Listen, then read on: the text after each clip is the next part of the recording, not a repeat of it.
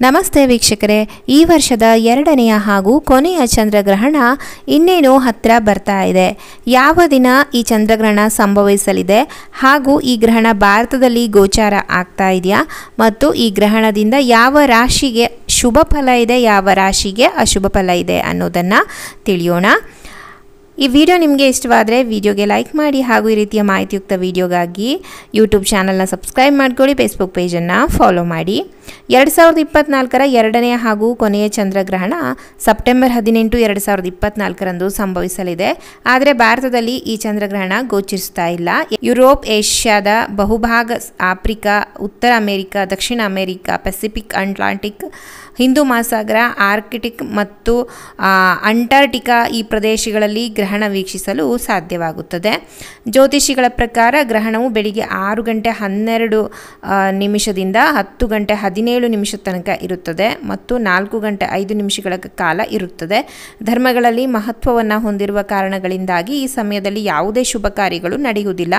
ಇನ್ನು ಈ ಚಂದ್ರಗ್ರಹಣ ಭಾರತದಲ್ಲಿ ಗೋಚರಿಸದಿದ್ದರೂ ಸಹ ಅದರಿಂದ ಉಂಟಾಗುವ ಪರಿಣಾಮ ಮಾತ್ರ ಎಲ್ಲರಿಗೂ ಆಗುತ್ತದೆ. ಮುಖ್ಯವಾಗಿ ಈ ಚಂದ್ರಗ್ರಹಣದಿಂದ ಕೆಲ ರಾಶಿಯವರಿಗೆ ಅನೇಕ ಲಾಭಗಳು ಸಿಗುತ್ತದೆ, ಜೀವನದಲ್ಲಿ ನೆಮ್ಮದಿ ಸಿಗುತ್ತದೆ. ಹಾಗಾದರೆ ಚಂದ್ರಗ್ರಹಣದಿಂದ ಯಾವ ರಾಶಿಯವರಿಗೆ ಅದೃಷ್ಟ ಒಂದು ಕೈ ಹಿಡಿಯುತ್ತದೆ ಎನ್ನುವುದನ್ನು ಇದೀಗ ತಿಳಿಯೋಣ. ಮೊದಲನೇದಾಗಿ ಮೇಷರಾಶಿ. ಈ ಸಮಯದಲ್ಲಿ ಪ್ರಮುಖ ಕಾರ್ಯಗಳು ಮತ್ತು ವ್ಯವಹಾರಗಳು ಸ್ವಲ್ಪ ಪ್ರಯತ್ನದಿಂದ ಪೂರ್ಣಗೊಳ್ಳುತ್ತದೆ.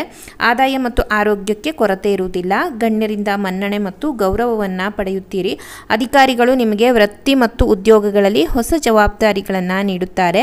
ವ್ಯಾಪಾರಗಳು ಉತ್ಸಾಹ ಮತ್ತು ಬುದ್ಧಿವಂತಿಕೆಯಿಂದ ಮುನ್ನಡೆಯುತ್ತವೆ. ಇದು ತುಂಬ ಅನುಕೂಲಕರ ಫಲಿತಾಂಶಗಳನ್ನು ನೀಡುತ್ತದೆ.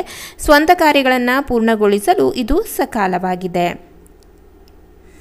ಅದೇ ರೀತಿ ಎರಡನೇದಾಗಿ ವೃಷಭ ರಾಶಿ. ಈ ಸಮಯದಲ್ಲಿ ಬಾಕಿ ಉಳಿದಿರುವ ಎಲ್ಲ ಕೆಲಸಗಳನ್ನು ಪೂರ್ಣಗೊಳಿಸಲಾಗುವುದು.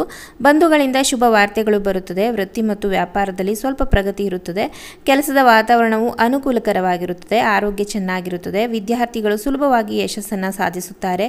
ಪ್ರೇಮ ವ್ಯವಹಾರಗಳಲ್ಲಿ ಮುನ್ನಡೆಯುತ್ತೀರಿ. 1 ಅಥವಾ 2 ಶುಭ ಬೆಳವಣಿಗೆಗಳು ನಡೆಯುತ್ತದೆ. ಮೂರನೇದಾಗಿ ಕಟಕ ರಾಶಿ. ಈ ಸಮಯದಲ್ಲಿ ಹಣಕಾಸಿನ ಸಮಸ್ಯೆಗಳನ್ನು ಪರಿಹರಿಸುವತ್ತ ಗಮನ ಹರಿಸಿ. ಹೆಚ್ಚುವರಿ ಆದಾಯದ ಪ್ರಯತ್ನಗಳ ಮೇಲೆ ಹೆಚ್ಚಿನ ಗಮನ ಇರಲಿ. ವೃತ್ತಿ ಮತ್ತು ವ್ಯವಹಾರದಲ್ಲಿ ಕೆಲವು ಸಮಸ್ಯೆಗಳು ಅನಿರೀಕ್ಷಿತವಾಗಿ ಬಗೆಹರುತ್ತವೆ.